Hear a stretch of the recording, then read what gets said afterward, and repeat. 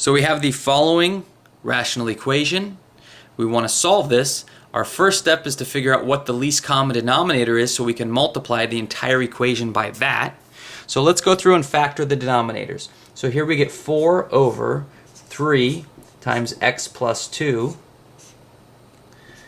minus 3 over x plus 3 equals 8 over x plus 2 times x plus 3. Right, that's our factoring of x squared plus 5x plus 6. So now it's a lot easier to see that our least common denominator is going to be the factors 3 that we pick up from here, the x plus 2 we pick up from here, we pick up a factor of x plus 3 from here,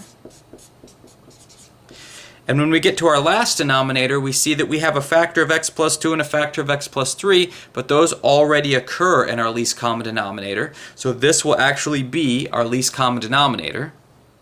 So when we go through and multiply all 3 of these terms by our least common denominator, we can see that the 3 times x plus 2 parts cancel, leaving us with 4 times x plus 3.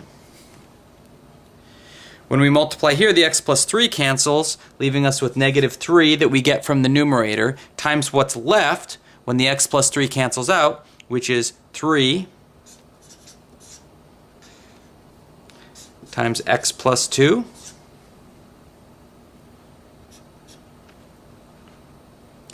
And on the right side, the x plus 2 and x plus 3 factors cancel, leaving us with the 8 times the 3, or 24.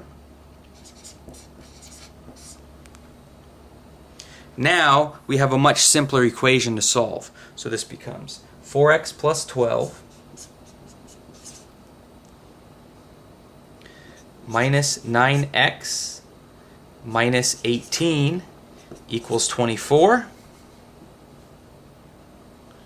which becomes negative 5x minus 6 equals 24. Or negative 5x equals 30, or x equals negative 6. If you plug that back into our original equation, you'll see that it checks out. So if we're given the following equation, and we want to figure out what is the least common denominator that we should multiply this by, well, we need to factor all these denominators. So this first one would become 3x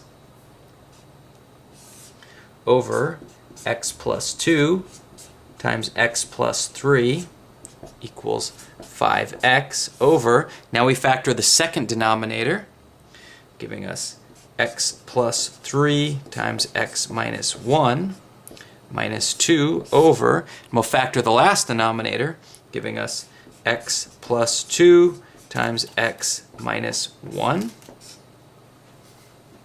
And now that we've factored all 3 denominators, we can see that our least common denominator is going to include these 2 factors, x plus 2 times x plus 3.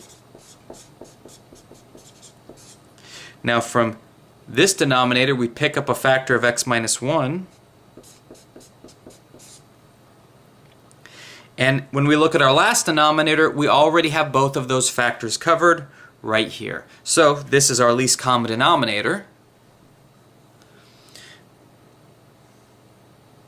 So I'll leave some of the steps to the reader. It's also included in the link below if you view the example.